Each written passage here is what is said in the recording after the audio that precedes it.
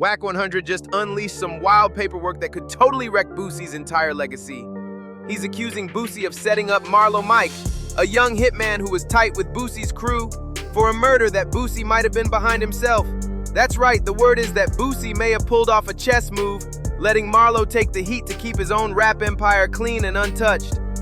According to the documents Wack 100 dropped, there's evidence hinting that Marlo Mike was either manipulated or straight up blamed for crimes connected to Boosie's inner circle. If this turns out to be true, we're talking about a full-on cover-up that could totally flip how folks see Boosie's street image and the real deal behind his legal mess. Now here's where it all got wild. A taped confession surfaced from a quiet teen named Marlo Mike. But when he spoke, it was loud. He told detectives that Boosie paid him $2,800 to take out Terry Boyd. Just like that, Boosie's name jumped from the rap charts straight into the murder files, and the feds weren't playing. That one tape gave prosecutors the golden combo: a motive, a shooter, and a clear link to one of Baton Rouge's most feared rappers. It didn't stop there either. They pulled up phone records showing Marlo near Boosie's studio, and get this, he had a wild tattoo on his stomach that read, "Yo Boosie, who's next?" It was looking real bad, like Boosie might be trading stages for a cell. But that confession, it didn't hold up for long.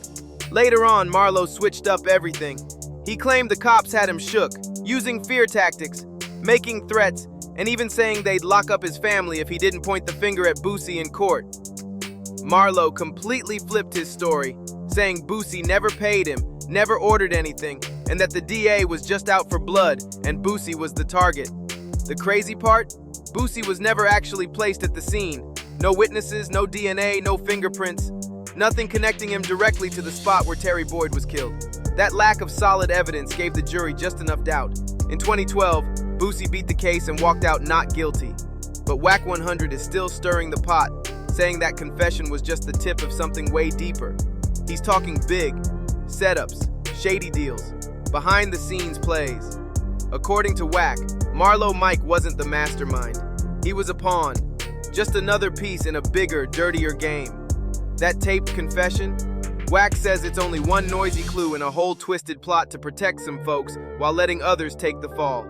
That moment flipped everything. It dragged Boosie straight into the belly of the justice system and had people questioning everything they thought they knew about him. Was that confession even real? Or did Marlo Mike get tossed under the bus to protect a rap star? Wack 100 is standing firm, now claiming that Boosie really let Marlo take the hit for something Boosie might have planned himself. Wack says there's sealed court docs coming out, stuff that never saw the light of day in court, and if they're real, they could change the whole game. So how did Boosie walk free while Marlo Mike got slammed with a life sentence? Wack says it wasn't guilt that made Mike talk, it was straight up pressure from the cops in the streets. The way Wack 100's putting it, Marlo Mike got boxed in, maybe without even knowing, into taking the fall just to protect Boosie. And here's where the streets start circling back into the story. Folks been whispering for years about what Boosie really did in that case. But Wack is straight up saying it wasn't just street gossip, it was a calculated play. He's claiming Boosie wasn't just laying low, he was making moves. From his lyrics, to the sharp legal defense, to that real one image he kept pushing. Wack says it was all part of the strategy to stay off death row. But people always had a feeling, and now these sealed court documents might be backing up everything the block's been saying for years. Let's be real, Wack is accusing Boosie of intentionally throwing Marlo Mike under the bus to save his own skin.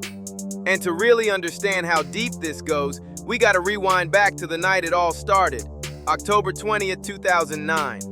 Terry Boyd was laying low at his sister's crib in Baton Rouge, fresh out of prison and just trying to chill. But just after 1 a.m., shots rang out. At least 6 of them came flying through the window from outside. Boyd never even had a second to react. Neighbors saw 2 figures running off into the darkness. No faces, just silhouettes.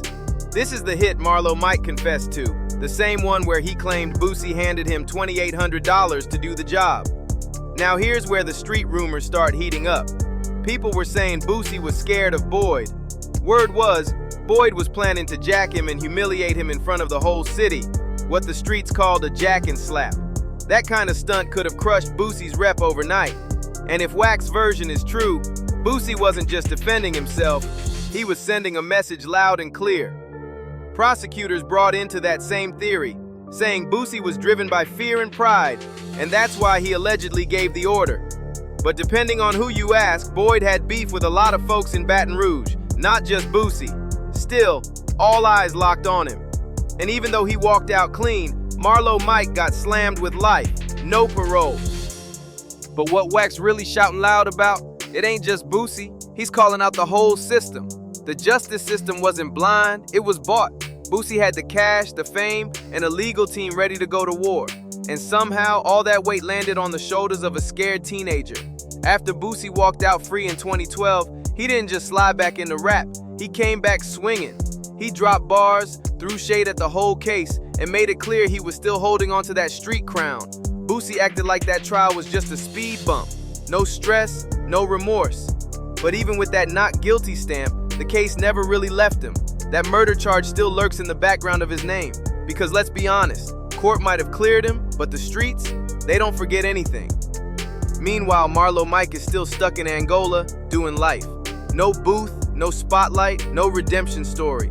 Just a young man trapped in the same cell, carrying the full weight of a crime he once confessed to and then took back. And we can't forget Terry Boyd's family. They've been living with that pain every single day, while the rest of the world moved on. That's exactly why Wack 100 keeps banging the drum. He's been loud about it, saying this case needs to be cracked open again. From his view, it wasn't about justice. It was about power plays, fame, and legal muscle. Boosie had the tools to slide right through, while Marlo Mike got hit with the full sentence. Wack saying if you really understand how the streets move and how the system works, then you know this outcome never sat right. And let's be real, Boosie's rap sheet since then hasn't exactly screamed clean hands either. So yeah, it makes perfect sense that Wack 100 keeps the pressure on, because to him, this ain't about one trial, it's about a whole pattern Boosie's been running with. When you zoom out, the Terry Boyd case looks like just one chapter in a long playbook. A playbook that's kept Boosie dancing past major heat while the people around him keep taking the fall. Let's run the facts. Before Terry Boyd ever got touched, Boosie was already deep in trouble with the law, and not for no small stuff either. Back in 2008, cops pulled him over and found weed and a Glock in his car. By 2009, he pled guilty to those charges. And honestly, that should have been enough to sit him down. But nah, it didn't stop there. Between 2009 and 2012, Boosie's name stayed in the system. More drug charges, conspiracy talk, he was all over legal documents while the murder case was bubbling in the background. In 2010, the real bomb dropped. He got indicted for allegedly putting a hit on Boyd, accused of paying Marlo Mike to pull the trigger. That whole case had the streets buzzing, full of whispers, rumors, and court drama. And somehow, in 2012, Boosie walked free. Now fast forward to today, and Boosie's still playing with fire. Since 2023, he's been caught up with guns again and again, and this ain't just talk. In May 2023, cops pulled him during a traffic stop and found 2 loaded handguns. Then in July, he got picked up again, outside a courthouse. Like, you can't even make this up. And it didn't stop there. In 2024, fresh charges dropped. This time, it's about moving guns across state lines and drug connections. If he gets hit with the full sentence, Boosie could be staring down 10 solid years behind bars. But here's the wild twist. Wack 100 keeps pointing this part out. Boosie beat one of those big federal charges in July 2024. How? A brand new 9th Circuit court ruling gave him a legal exit, and Boosie was the first to use it. The timing? Crazy. So if you're Wack 100, watching this man skate past murder charges, federal gun cases, and all kinds of heat, while the folks around him get buried, of course you're gonna keep speaking up. Because from Wack's point of view, this ain't just luck, it's a pattern that's been playing out for years. Boosie's whole career is built on surviving situations that most people wouldn't walk away from. And that right there raises serious questions. It's not just about street luck anymore. Folks are starting to ask, who's protecting him, and why?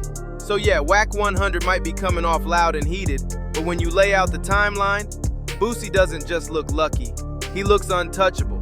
And that's exactly what's got people shook. But let's be real, Boosie ain't the first, and he won't be the last with this kind of track record. This is bigger than just one artist. His case fits into a long-running pattern in the US, where high-profile rappers keep finding themselves tied to violent crime allegations, but still walk away from court with wild outcomes that leave people scratching their heads. Look at Snoop Dogg. Back in the early 90s, he was staring down major charges after a gang member was shot in LA. Prosecutors tried to pin him with both first and second-degree murder, leaning heavy on his gang ties and image. But when it came down to it, the jury didn't buy it. Snoop walked out free. A few smaller charges hung in the air, but he dodged the big ones, showing just how shaky gang-related charges can be when you're dealing with a rap star. It all shows how hard it is to separate rap personas from real-life charges, and how difficult it is for prosecutors to make those big accusations stick when you're dealing with stars who've mastered the game, both in the booth and in the courtroom. And here's where the real pattern shows up. In every one of these cases, prosecutors leaned heavy on lyrics, street ties, and the image. They weren't just talking evidence, they were picking apart bars, pointing at tattoos, and trying to paint these artists as gang bosses instead of entertainers. But that game ain't so easy to win. Just because someone spits violent lines in a song doesn't mean you've got proof in court. The legal system needs more than music and rumors, it needs facts. And Boosie's case? It's the prime example of what happens when street credibility crashes headfirst into the justice system. He's been hit with everything from murder to Fed-level gun charges, but somehow he keeps sidestepping the worst of it.